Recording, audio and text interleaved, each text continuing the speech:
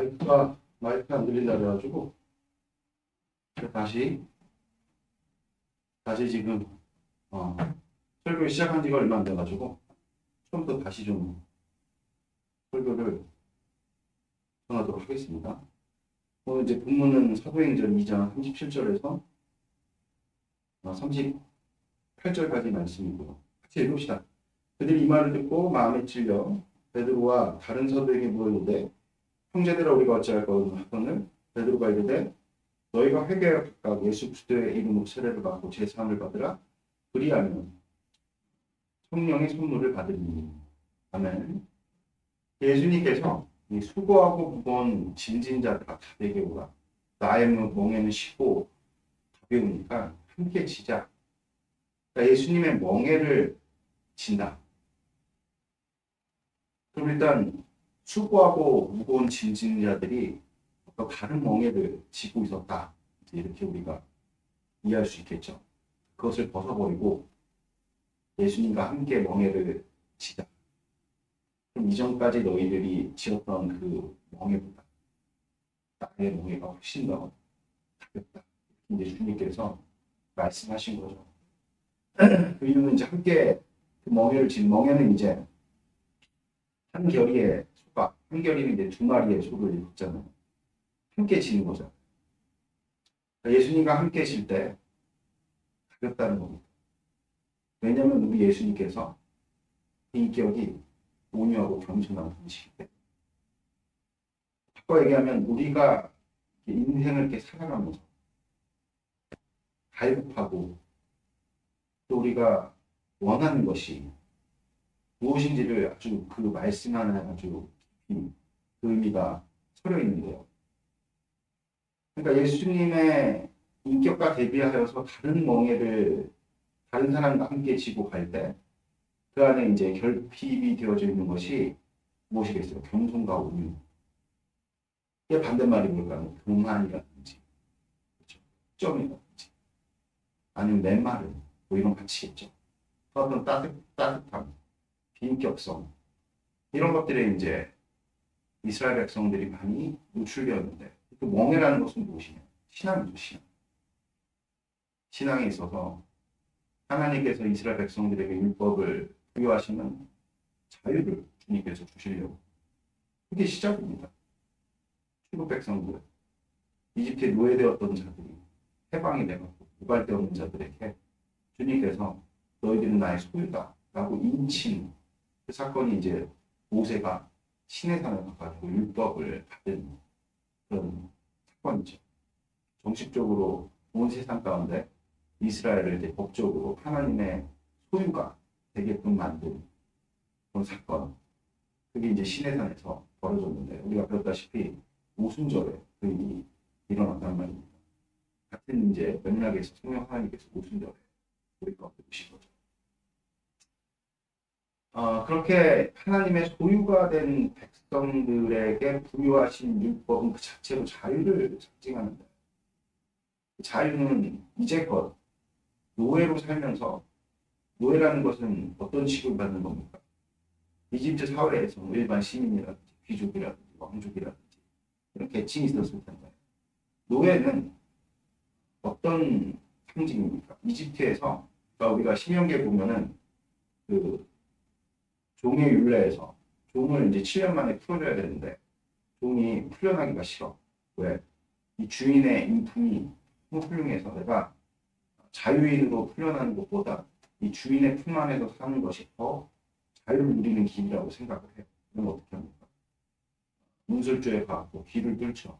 근데 이 의식이 사실은 이제 애국에서부터 비롯된 그런 어떤 의식이고 이 애국에서의 종이라는 단어가 우리말로 이제 귀라는 뜻을 가진 단어를 종으로 표현을 했는데 이유가 무엇이냐면 종들은 늘상 주인의 말에 귀를 기울여야 되는 존재.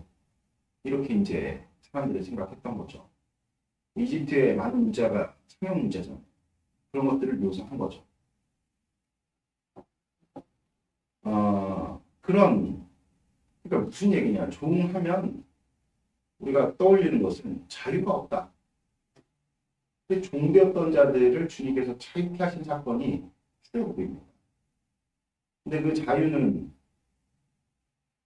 하나님께서 보장을 하시지 않으면 또 다른 민족이나, 왜냐하면 이스라엘은 출애굽하고 아무것도 없었잖아요. 땅덩어리가 있습니까? 무기가 있습니까? 전략이 있습니까? 힘이 셉니까?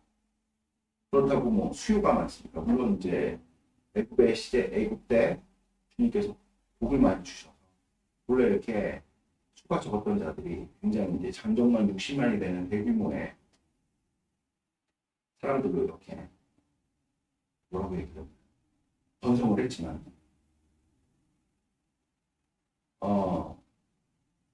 그런 이스라엘이 출애굽했을 때는 굉장히 연약한 상황이었기 때문에 그들이 출애굽을 할 수 있었던 연유도 그들이 가지고 있었던 어떤 힘에 근거하지 않습니다. 그 강팍했던 바로의 마음을 꺾어내신 10가지의 제약, 하나님의 철저한 도우심으로 그들이 출애굽을 했기 때문에 만일 하나님께서 그들을 불기둥과 구름기둥으로 광야에서 지키시지 않았다면 광야에서 거의 한 2달간을 살았는데 죽겠죠. 다 먹을 것도 없고 마실 것도 없는 곳에서.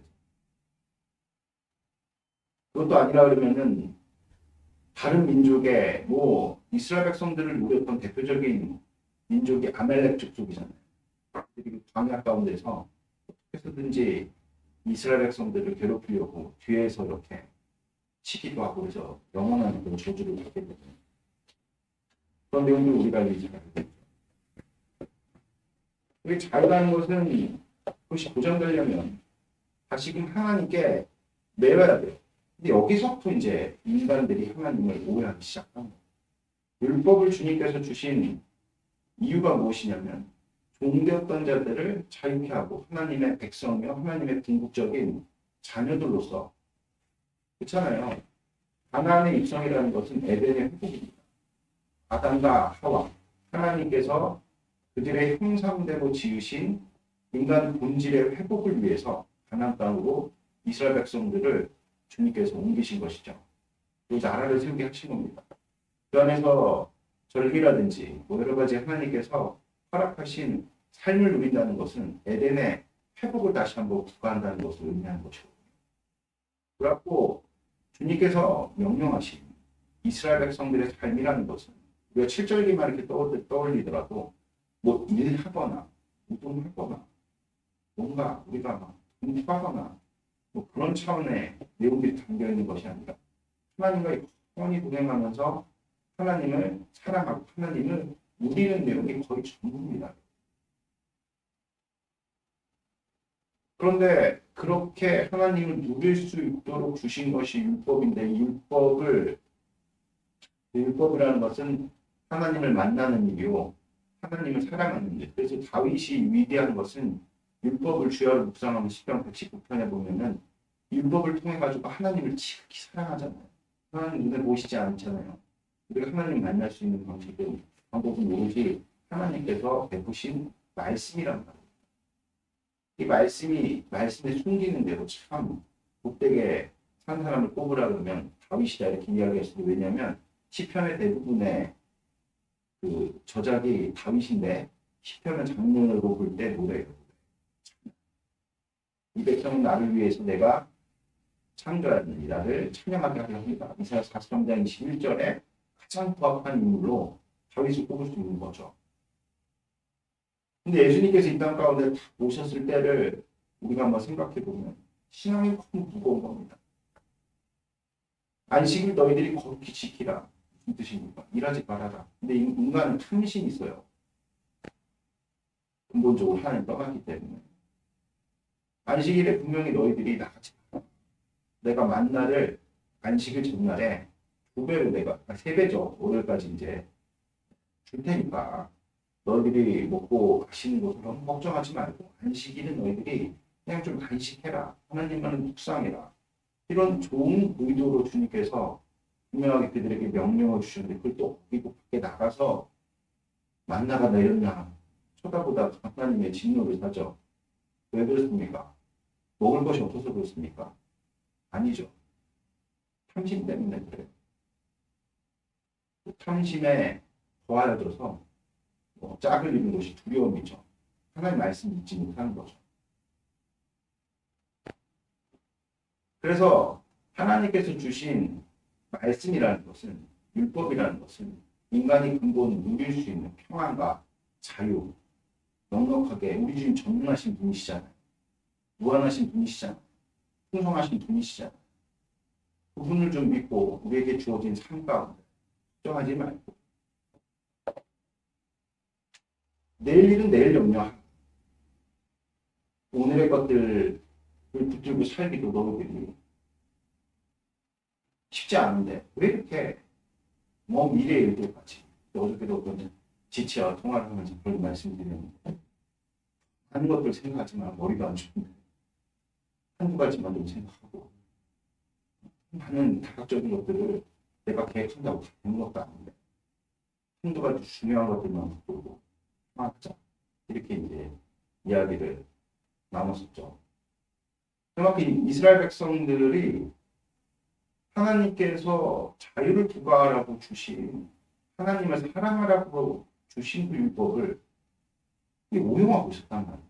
뭐 하나님을 만나는 그 율법의 내용은 사실은 우리가 10계명의 1계명을 지키든 5계명을 지키든 7계명을 지키든 지키는 일로 말미암아 하나님의 성품을 우리가 누리면서 그렇죠?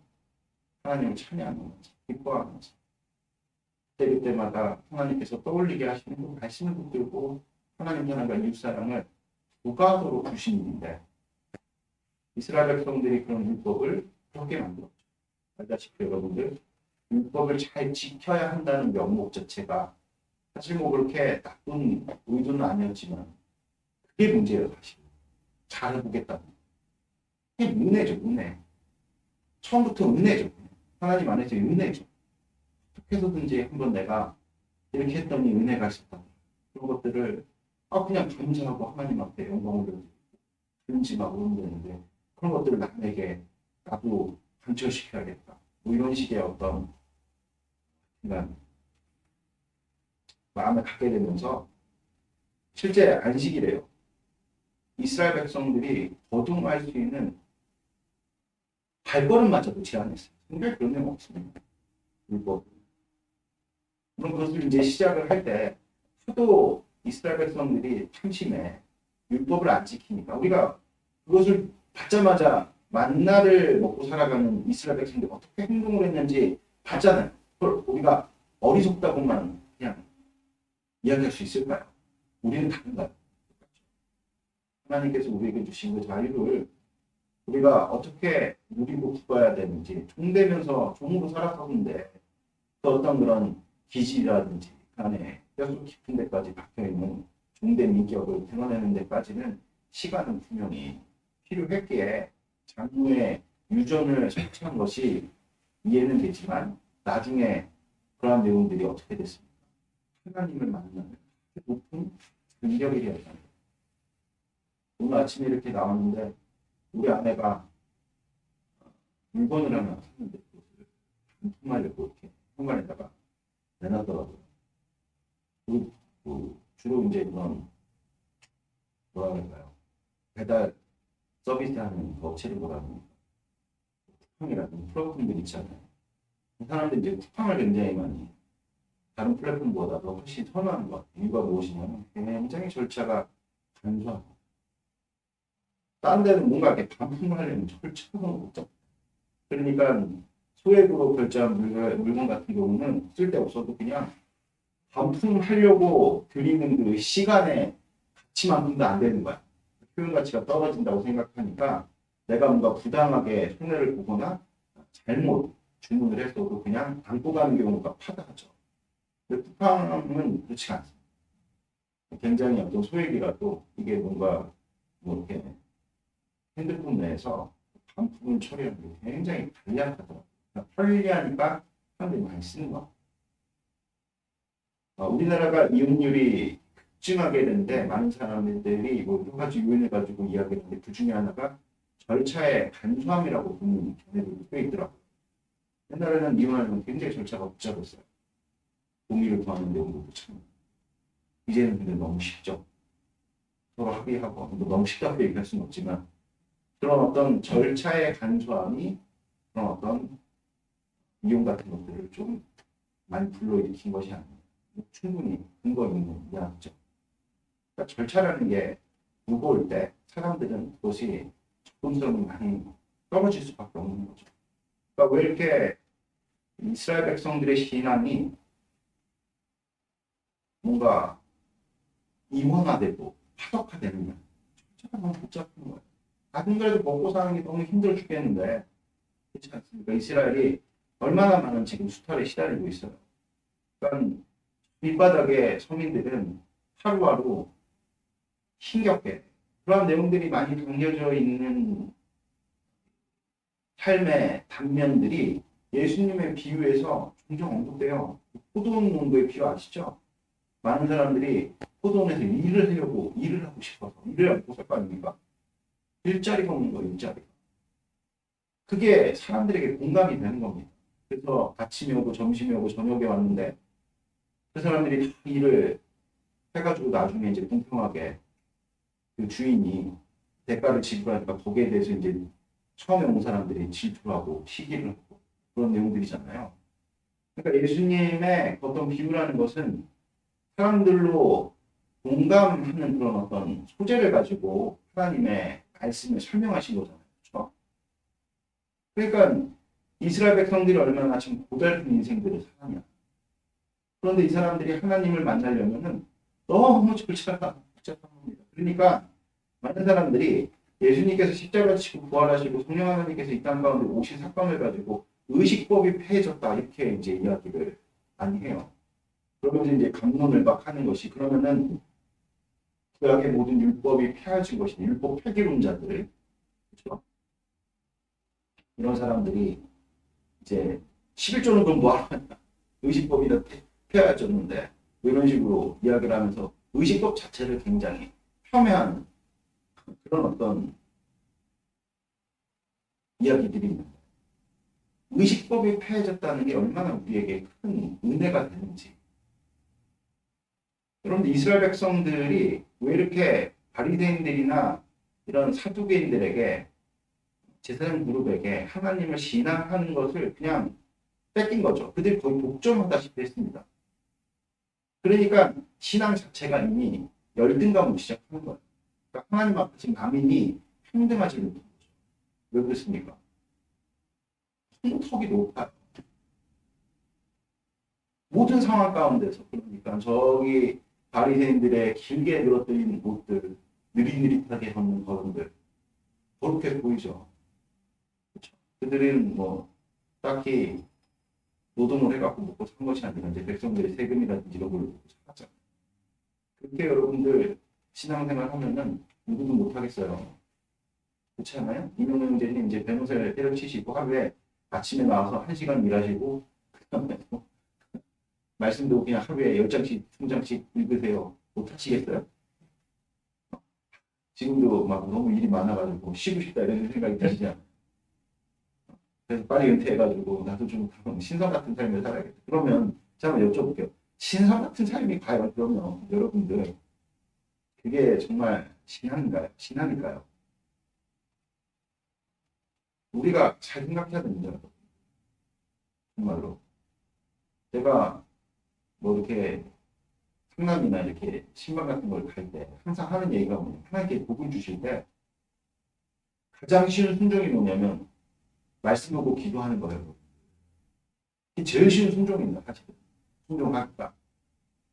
가장 어려운 순종이 무엇이냐? 일상의 삶 속에서 그렇죠? 치열함을 안고 하나님을 선택하는 거 가장 어려운 신앙이죠. 근데 우리는 거꾸로 되죠.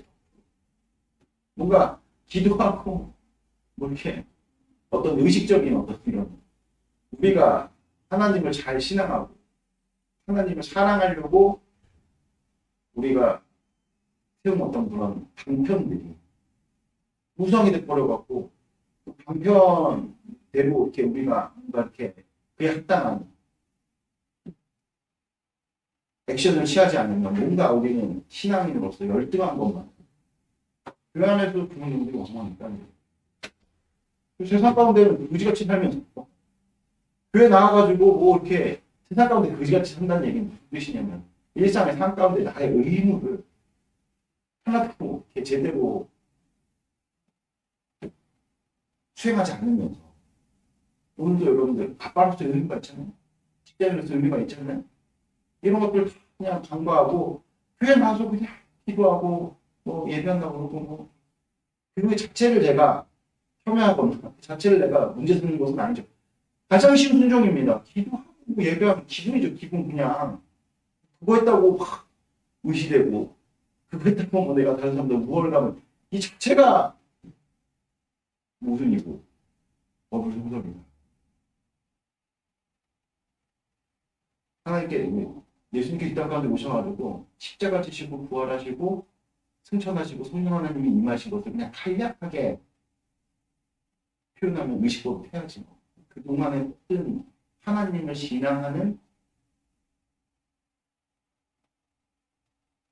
문턱을 맞춘 거예요. 그래서 그 CCTV가 벌어졌던 것이 사도행전의 제 예루살렘 회의 이방인이 믿게 됐어요. 율법주의자들이 가고 또 그들의 절차를 강요하고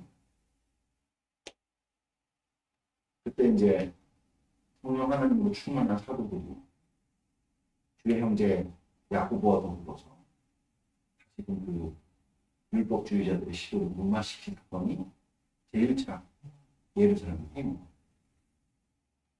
그 이전을 간과하지만 다음에 자꾸 신앙을 이원화시키는 내가 지금 예배당에 나와가지고 이렇게 찬양하고 예배하고 일종의 단편입니다. 이 단편을 우상시하면서 이것만 하나님 앞에서 거룩하고 중요한 것이고 오늘 내가 회사에 가가지고 어떤 사람을 대하고 누군가 관계하고 제가 이제 예수님 믿고 나서 제일 많이 이제 취약했던 것이 그거예요.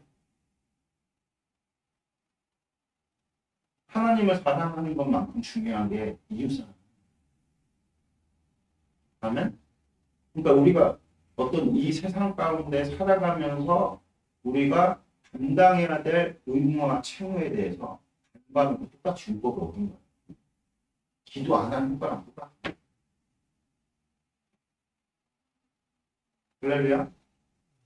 이것을 여러분들이 분명하게 마음에 새기시는 것을 축복이 있고 여기에 대한 오해를 가지고 여전히 이원론적인 어떤 사고에 빠져 있으면 우리는 내 안에 계신 성령 하나님이 내주하고 계셔도 하나도 누리고 있지는 여러분 성령 하나님이 내주하셨어도 우리 안에서 소멸하실 수 있는 것, 그러니까 자치를 감추실 수 있는 분이라는 사실을 여러분들이 잊지 마셔야 됩니다. 몇몇 내가 성령 세례를 받았다고 한 그 어떤 기억에 의지해서 내 안에 성령 하나님 살아계시지 정신승리하지 말라는 말이에요. 성령 하나님은 우리 가운데서 매 순간순간마다 하나님을 기억하게 하시는 우리의 망가져버린 그 양심을 회복시키시면서 모든 어떤 상황 속에서 하나님을 선택할 수 있는 어떤 극한의 상황 속에서도 우리가 신앙 놓치지 않고 하나님을 선택할 수 있는 그런 힘과 능력을 주시는 이가 성령 하나님이십니다. 여러분들 우리가 신앙생활 하는 것은 인간이 되려고 신앙생활 왜 자꾸 신앙생활 하는 것 가운데 부딪힘이 있는 줄 같아요. 여전히 계속 어린아이로 머물러 있기 때문에 왜 성령 하나님으로 충만한 사람들을 일꾼으로 세우는지 아죠? 일꾼이라는 것은 인간 때문에 누군가를 위해서 희생해 줄 수 있고 어른이라고 얘기하죠. 강의가 있는데 막 강요하고 저하고 공평해야 된다고 왜 쟤한테는 떡 하나 주는데 나한테는 떡 하나 안 주냐고 이렇게 얘기하는데 호수에 도망갈 거죠. 동사가 되면 그렇지 않겠어요? 교회 와가지고 우리가 실망하게 되는 이유가 무엇이죠? 사람의 인격 때문이죠. 항상 우리는 그런 판단을 잘하면서 자기 자신은 좀 안 되더라고요. 성령 하나님의 충만하심으로 말미암아 맺게 되는 가장 먼저 된 열매가 인간다워하시는 거. 자꾸 여기서 엇나가니까 기복주의 이런 것들이 왜 문제가 되냐면 하나님 복을 안 주신다는 이야기가 아니죠. 복을 왜 주시냐? 인간답게 만드시려고 주시는 건데 점점 더 탐욕스러워지는 거예요.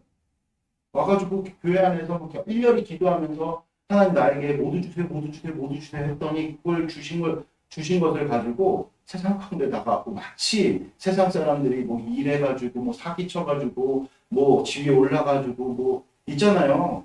졸부 마냥.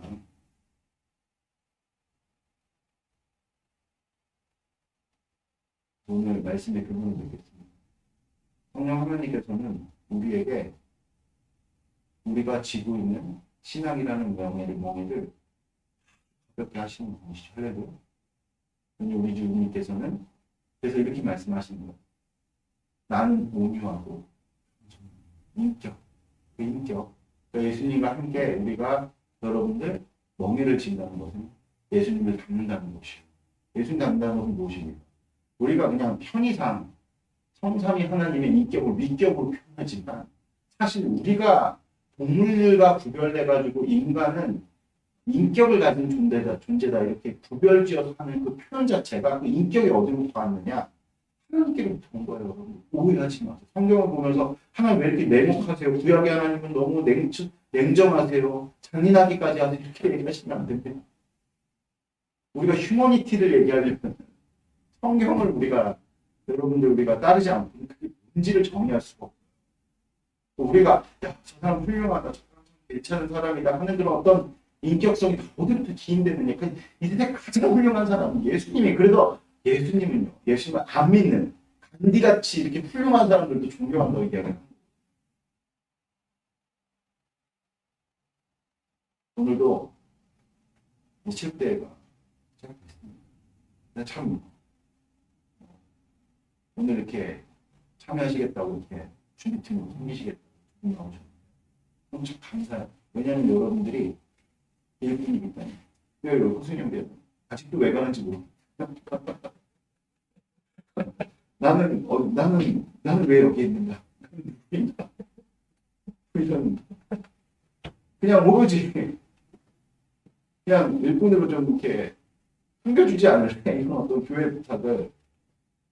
난 그래서 참 우리 호수 형제가 참 성령 하나님의 내주하심을 이뤄내신 어떤 형상을 좋은 형상을 가진 분이시다. 이렇게 믿어 의심치 않습니다. 여러분 다시 한번 말씀드리는데 기도하고 예배하고 말씀 듣는 일에 우리가 힘써야 됩니다. 왠 줄 아세요? 인간이 됩니다. 자라나고 그래서 에베소서 4장 13절 말씀에 교회란 무엇이냐? 그리스도를 믿고 아는 것도 하나됨을 입니다. 여기 하나됨을 입니다.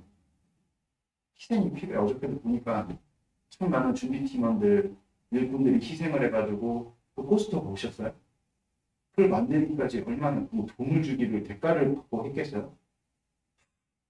하나됨을 입으려고 헌신하고 봉사하는 하나의 어떤 결과물이죠. 거기에 참 많은 일꾼들이 있었겠구나. 헌신들이 있었겠구나. 그리스도를 믿고 아는 것은요. 전체를 위해서 나를 희생한 줄 아는 그런 인격을 갖춰 나가는 거예요. 그래서 그리스도를 믿고 아는 것으로 하나가 되어 그리스도의 장성한 분량에까지 이르는 것이라고 하죠. 근데 그 다음 절을 우리가 간구할 때가 그 한 절만 우리가 좀 찾아보고 읽도록 마치도록 하겠습니다. 에베소서 4장 14절 같이 읽겠습니다. 시작. 이는 우리가 이제부터 어린아이가 되지 않냐여 사람의 속임수와 단참 유혹에 빠져 온갖 분의 풍조에 밀려 노동하지 않으려. 이게 무슨 얘기인지 아십니까? 비인격성에 빠지지 않는 거예요. 그러니까 어린아이 같다는 게요. 그냥 좋은 표현으로 순수하다 이렇게도 우리가 쓸 수 있지만 어린아이 같다는 게 민폐를 많이 끼치는 거예요. 어른 같다는 얘기는 그래도 뭔가 하나를 결정을 해서 일관성 있게 결정해 나가는 그런 어떤 내용들이 있잖아요. 누굴 위해서? 상대를 위해서. 그걸 섬김이라고 얘기하거든요. 근데 어린아이는 절대 그렇게 하지 않습니다. 변덕이 심하다고 얘기를 하죠. 항상 내 위주예요. 내가 하고 싶은 대로 하는 거예요.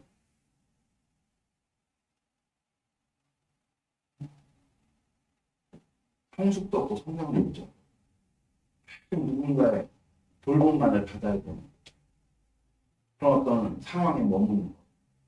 물론 우리가 여러 가지 부족함이 있고 피치 못할 여러 가지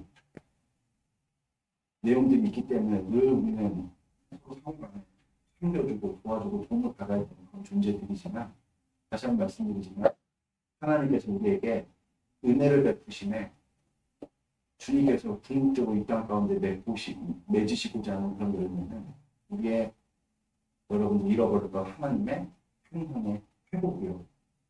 이것은 결과적으로 인간이 됩니다. 할렐루야. 예수님 믿고 뭐 대단한 뭐 엄청난 무슨 뭐 영화라든지 엄청난 지위라든지 이런 거 들고 뭐 내가 큰일을 이루리라. 기독교에 자카엘이라는 사람이 있는데 이런 이야기도 했어요. 세상과 그리스도인가 그리스도인과 세상인가 그 책에서 교회가 착각하지 말아야 될 것은 교회가 세상을 바꾸고 싶다는 착각을 하면 결코 안 돼요. 신앙의 목적은 여러분 우리가 우리 세상 가운데 큰 업적을 세우는 다시 말씀드릴게요.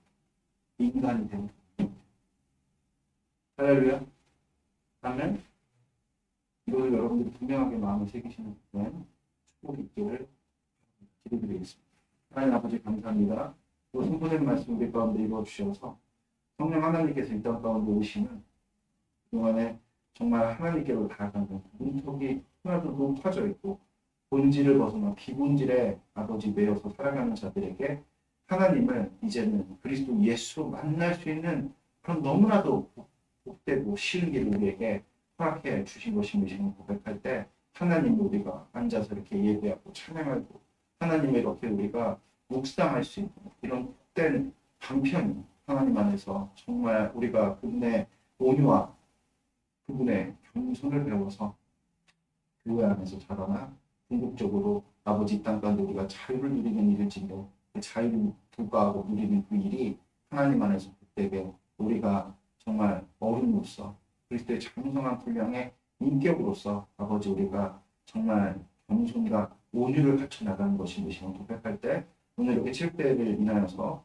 아버지 일꾼으로 섬기시겠다고 그리스도의 형상을 닮아 나온 자들에게 하나님께서 꼭 주셔서 이제 그런 결실을 맺는 이 모든 7대 가정 속에서 일꾼으로 섬기는 것에 부족함이 없는 우리 지체들이 되어주시고 축복되어 주시고 또 함께 하나 되는 위해서 체육대회를 누리는 자들에게도 하나님께서 사랑하는 축복과 은혜를 베풀어 주셔서 시종일관 기쁘고 즐거운 시간들로 인도하여 주시옵소서. 감사합니다. 바로 주님 대신 예수님의 이름으로 기도드렸습니다.